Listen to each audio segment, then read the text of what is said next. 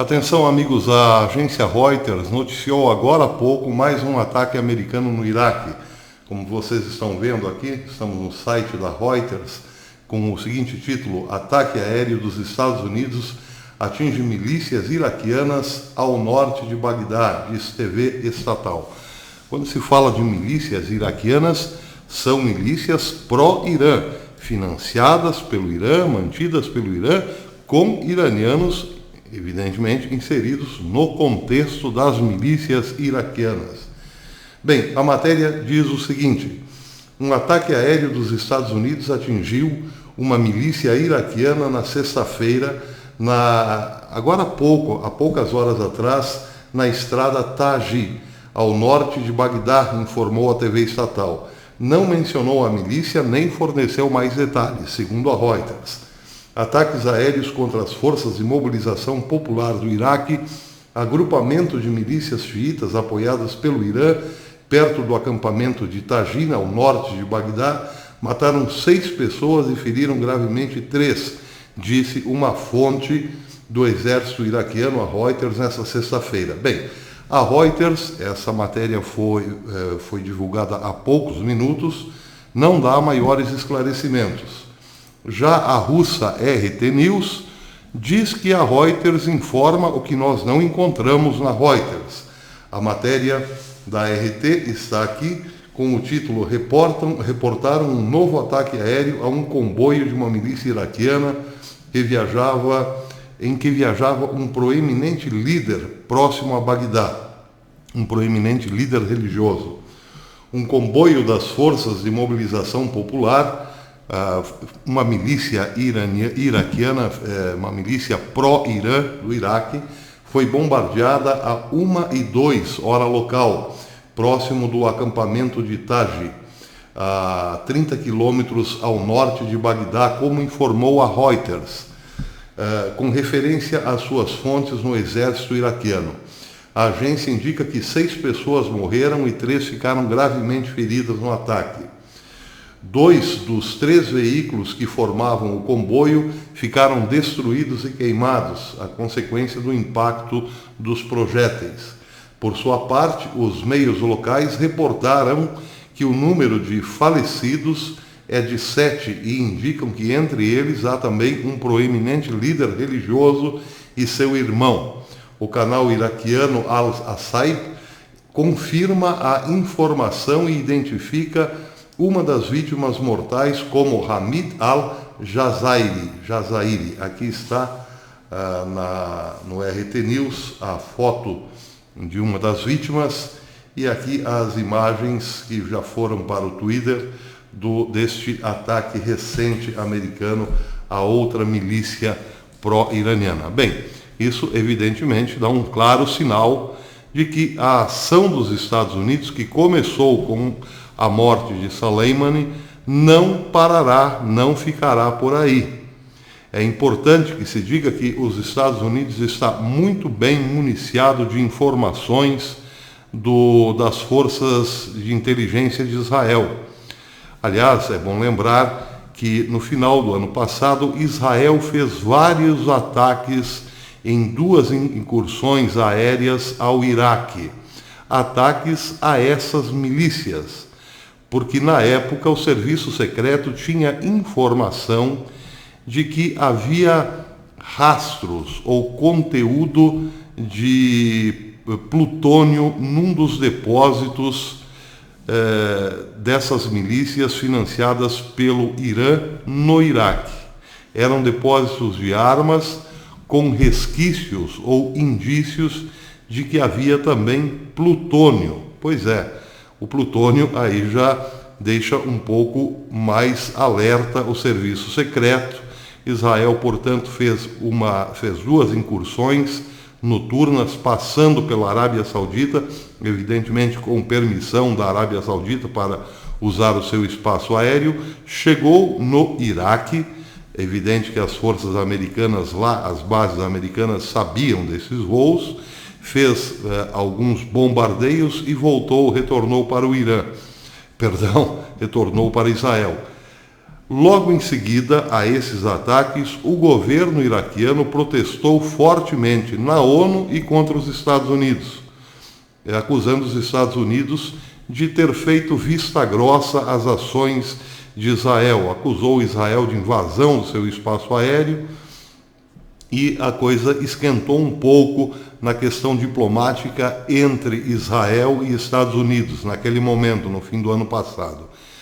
A ponto de que, quando Donald Trump estava em reunião do G7 na França, não recebeu uma ligação de Netanyahu. Fez questão de deixá-lo pendurado no telefone por um tempo e não o atendeu. Mas é claro que nós devemos entender isso como algo pro forma, ou então apenas para a mídia. O fato é que Donald Trump tem boas relações no Iraque e o Iraque vem crescendo economicamente, se reestruturando na vida social e política, e isso para os Estados Unidos conta muito para Donald Trump, que quer sim erguer a economia iraquiana, porque, evidente, pensa em investimentos naquele país. O ataque de Israel às bases, às milícias pró-iranianas no Iraque, ia na contramão da tentativa de Donald Trump de pacificar a região. Mas acontece que Israel tinha toda a razão. As milícias pró-iranianas não estavam para brincadeira. Estavam passando armamento muito pesado pela fronteira entre o Iraque e a Síria. E esse armamento, que chega desmontado na Síria, é muito provavelmente passado para o Hezbollah no Líbano. O Hezbollah tem um grande quartel-general no Líbano e lá possivelmente está montando suas armas vindas do Irã através do Iraque, passando pela Síria naturalmente. Não foi à toa que Ramallah, o líder do Hezbollah, disse que o Hezbollah tem hoje 150 mil projéteis entre foguetes e mísseis para lançar sobre Israel. Inclusive, chegou a dizer que esses mísseis e esses foguetes podiam ser teleguiados por computador, por GPS, numa clara alusão às últimas armas desenvolvidas no Irã. O Irã desenvolveu um objeto que, se acoplado a mísseis e foguetes, pode ser direcionado. Isso daria muita precisão a essas novas armas, aos velhos foguetes, na verdade, daria muita precisão ao serem lançados. O ataque, ou melhor, a ameaça do Hezbollah era de levar uma chuva de foguetes sobre Jerusalém, em alvos muito específicos, já que esses foguetes podem ser controlados por computador, alvos como quartéis generais, departamentos de polícia, enfim, áreas de turismo e assim por diante. Bem, por tudo isso, Israel municiou-se de uma quantidade enorme de mapas e informações precisos de tudo o que estava acontecendo no Iraque e, evidente, mandando essas mesmas informações para o Pentágono. Donald Trump demorou muito para agir. Só agiu em último caso depois da embaixada ser invadida.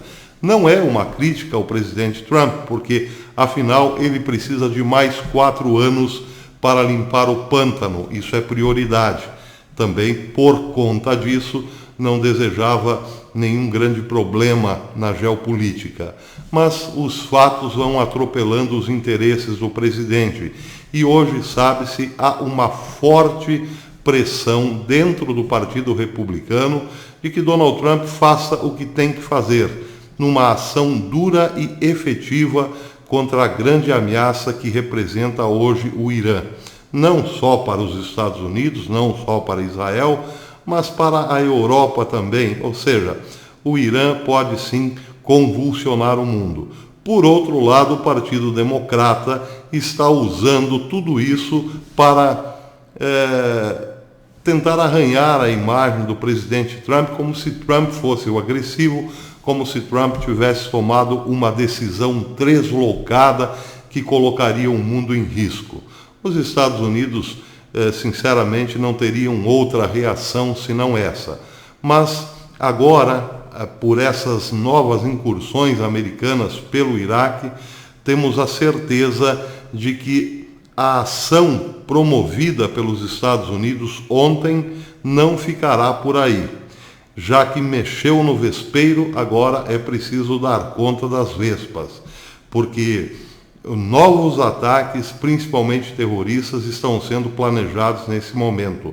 É claro que sim, é melhor antecipar-se aos fatos do que esperar a desgraça acontecer, dizem novamente vozes dentro do Pentágono ligadas a John Bolton, a Mike Pompeo também, que tem esse mesmo pensamento, e a James Mattis, ao general James Mattis. É uma briga interna hoje política nos Estados Unidos. Aqueles que querem derrubar Trump a todo custo, com motivo ou sem motivo, já o estão acusando de ter errado no tom. E os outros estão dizendo que Donald Trump não pode ficar só na ação de ontem.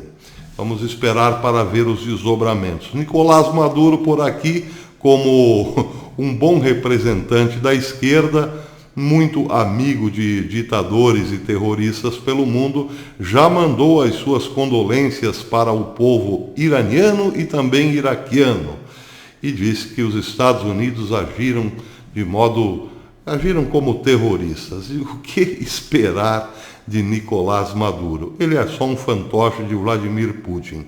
Querem saber o que Putin está pensando? Ouçam Nicolás Maduro. As coisas estão muito quentes, meus amigos. Mas aqui na América do Sul, nós também estamos pagando um preço, ou melhor, os Estados Unidos nos está fazendo pagar um preço por não ter resolvido o problema da Venezuela, quando tinha razões suficientes para isso. Mortandades por falta de alimento, de hospital, de remédios, isso era suficiente para tirar o ditador carniceiro do poder. Não o fizeram e agora estão aí esses mesmos ditadores cada vez mais alinhados com a Rússia. Nós estamos chegando num momento de uma grande divisão no mundo, e uma divisão que não será resolvida, podem ter certeza, diplomaticamente. Até mais.